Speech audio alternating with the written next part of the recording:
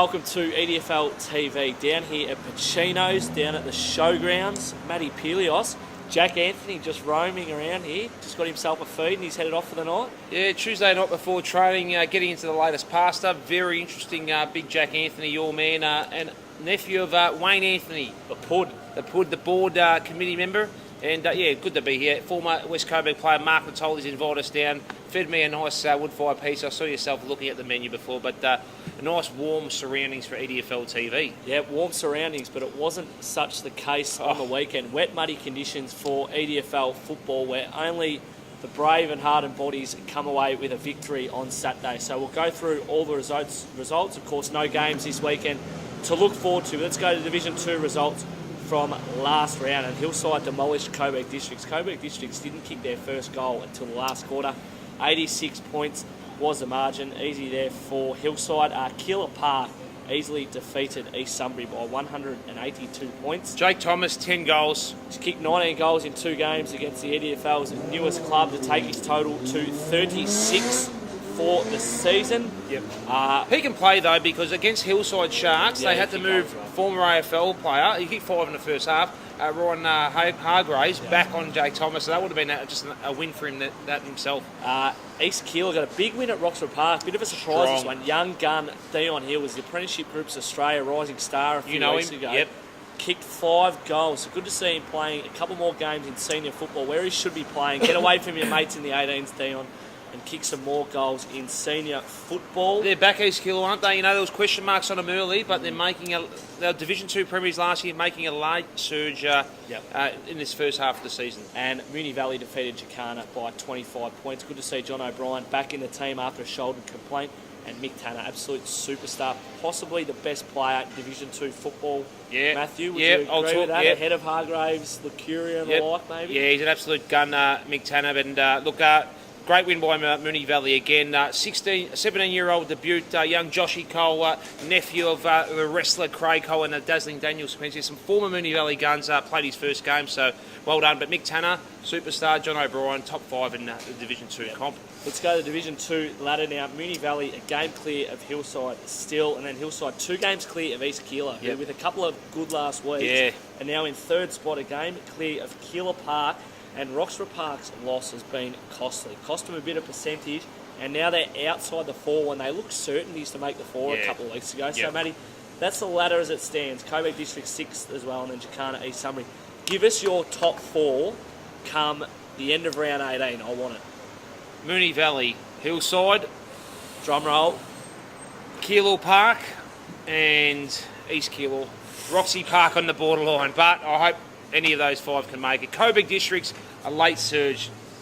All right, good stuff there, Matty, with your Division 2 ladder. All right, the Division 2 best players so far. Yep, look up to rounds. Extremely hard to gauge. We only get to see 1 or 2 games on a Saturday afternoon, but we do talk to a lot of coaches, a lot of players. We do get the results on a weekly basis. Look, the standouts again, Tanner from Moonee Valley, what a find. Coburg VFL player last year.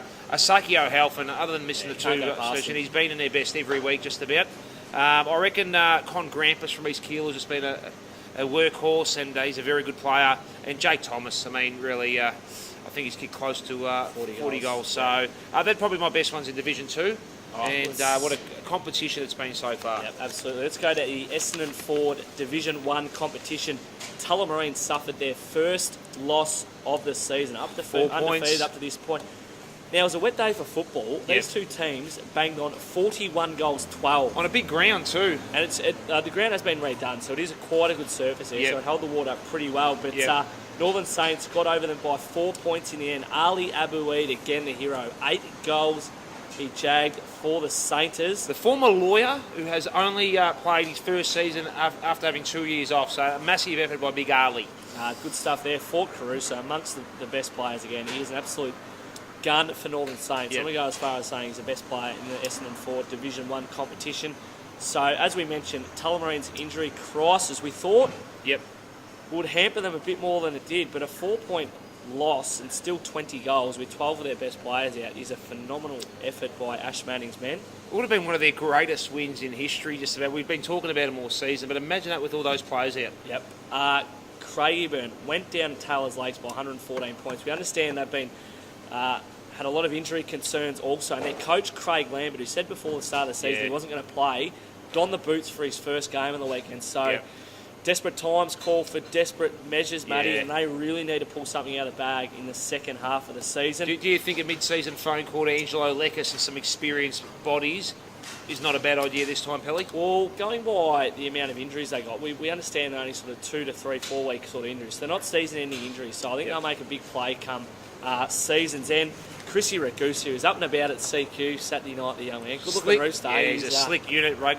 Nice looking t-shirt on too. He went pretty well on the weekend. So good to see Taylor's Lakes getting another good win with Zurab kicking 7. He's been in pretty good form this year as well as Di Pietro. Yeah, he's been very good. The other game of interest with the relegation battle was Hadfield versus West Meadows, and Hadfield got out. They were 7 goals up at half time and really just maintained that. But the story was Hisham Kabachu, 16-year-old. He's on the Calder Cannons list. He has absolutely torn the game to shreds. Kicked 4 goals on debut against Tullamarine. He's produced 6 goals, best on-ground performance in the wet, and he just looked a class above any other player from both teams out there. 16 years of age, and not to mention they had 2 other 16-year-olds running around who were exceptional as well. And I speak of Michael Tang and Steve Vicali, who Young Tangy, yep. Good watchers of EDFL TV. They were both exceptional as well. But hats off also to Steve Golding, standing captain, and he was amongst Hadfield's best. Really got him going early. So that's a big win for Hadfield now. Puts them a game clear of West Coburg and West Meadows. Also a quick mention to young Jared Peterson, my boy. Wears the long sleeves and the number 5 like his hero James Hurd was exceptional down back. Young Jared Peterson. We do mention West Coburg, Matty. This was possibly one of the upsets of the season. Not without a doubt. Division 1 football. I think we all just expected Glenroy to snap out of their form slump lately and get a big win against West Coburg. We sort of thought the tight confines would probably suit Glenroy's bigger bodies a bit better, but who would have thought come Friday night West Coburg would have beaten the Glenroy Football Club? Yeah, and I think on a small ground. I think the big concern was for Glenroy. They went in with 5, 3 ruckmen and 2 key forwards. I think the feeling was amongst a few Glenroy people that maybe they Whitnall shouldn't have played. They maybe brought in a smaller player. Just with the conditions, West Coburg was pretty chopped up and that sort of thing. So they played Whitnall, Gilliland, Shrimpton, Woodhouse and Kite pick themselves every day of the week. Just a bit too top heavy, I felt, with Glenroy on the weekend. And look, the tough thing there, Pelly, is it rained on the Friday night from 8 p.m. So maybe it wasn't too late for Lance to re-pick his side. Maybe did he slip his mind in the morning? Fair call though, but it didn't rain, I suppose, on the Thursday and Friday. But West Coburg's win, the son of Phil Cleary. Yeah, Rory Cleary, spelt a really weird way too. It's not your typical R-O-R-Y, Rory. It's I'm not even going to try and spell it, but Rory Cleary kicked 5. He was the best in comp last year in the under-18s division. Son of a legend VFA man, Phil. So the situation now with the Essendon 4 Division 1 ladder is that Glenroy sit in 4th spot when I think everyone a few weeks ago, including themselves, they were pretty cock-a-hoop down there at the 46ers, but now in a situation where... But they're way clear. It looks like the top 4. They're not going to slip in the top 4. Not giving the Hadfields no chance, but the top 4 is just about done and dusted in Division 1. Give us your top 4 then come the end of the season. Tullamarine, Northern Saints, I want an order, though. Northern Saints. Okay. Northern Saints, Glenroy, I think, will come home hard. Okay. Tullamarine and Taylor's Lakes.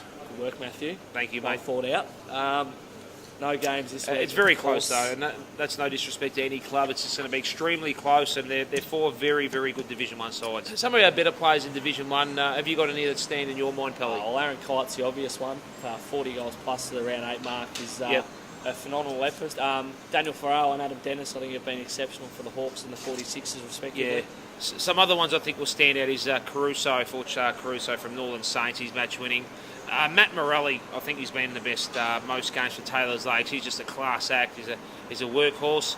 And we've got a couple of other ones. Robbie Hudson, I think, would be my pick for West Coburg. Consistently, during their losses too, has been really good. Great leader down there at the Burgers is Robbie Hudson. All right. And Tullamarine, the whole side, a team effort. Don't let me forget about Tullamarine. Half a dozen. He's a great man. But they have been the story of Division 1 this season. Yeah, absolutely right. The Westpac Premier Division results from last round. It was the grand final replay, and Adam McPhee stamped his authority on the Premier Division competition 6 goals, best on ground, Viking protein, player of the day. And had Ash Arrowsmith on him early days too, so he wasn't playing on a young kid. That's right. And of course, Stephen Brewer has just been exceptional since coming across from Yeah. Port Melbourne. They were the 2 big recruits Yep. that everyone was talking about pre-season. But good to see McPhee affect the scoreboard and kick 6 majors in a demolition of Strathmore. 73 points. Some real question marks now with Strathmore. They're sitting in 4th spot. Avondale Heights have overtaken them now. Yep. We just hear there's a bit of unrest down there at the Moors at the moment. Fitzgerald travelled out. The recruits haven't Best come on on as ground good. for the Wimbledon Hawks on the weekend. Spoke to his old man today, actually. Yep. John Fitzgerald was at a seminar I was at today, so he got best on ground on the weekend, mate, Fitzgerald. Good on him, mate. And you lose the quality they lost with him, Groth, Jones, Harvey, and the 1 or 2 others they lost. Mate, and just the improvement of Aberfeldy and Greenvale. The concern is, Pelly, is the way they've been beaten by both Greenvale and Aberfeldy. You wouldn't see Strathmore lose like that, like they've lost the last fortnight. Saying that, Dorian didn't play. Matt Little's going to come back and Grimer's going to come back. But yeah, look, a little bit worrying signs there for Moors. All right, I'll go through the rest of the results and then we'll get your thoughts just after that. Maribyrnong Park, massive win against Pascoe Vale. 45 points was the margin. Cam Lee, cousin to Shane and Brett, kicked 5 goals. Brother, a little Trent Lee as well. Fantastic footballer. And a very good win from RB Park. They had the Abdul had brothers, and I think 3 of them pulled out of Northern Saints. A death in the family, 12:30 they pulled out before the game. Had to pull 2 kids out of the reserves. One of them, Fayez Akari, kicked 3 goals, 3 apparently. He played a quarter in reserves. He's come to the seniors. But a massive win, Marby, because they felt Pascoe Vale at home were going to be very tough. And against the odds with Slade, their better player out, a huge win. Avondale Heights, a massive win also, 45 points. Paddy Rose kicked Bit of a 8, statement there. 44 goals for the season. Aberfeldy, 122 points against Oak Park. Oak Park kicked 2-3 in the first quarter and then only managed and another 4 behinds for the rest of the game. Mangan, Johns and Allen up forward again, super for Aberfeldy. Keeler also made a statement that they're still in the hunt, 85 points. And you mentioned it last week, Jarrett Garth, big bag of 6 goals. Knows football, and I knew he was going to play a good one. Killed him in the weekend, apparently. All right, so this is the ladder now. Aberfeldy clear on top from Greenvale, and then it's Aberfeldy who have Avondale Heights, who have taken over Strathmore's 3rd spot on the ladder. And Strathmore's percentage is a bit of a concern, isn't it, Matthew? They're on 20 points still, a game clear of Airport West, Maribyrnong Park, and then a game back is Keeler and Essendon due to Stars.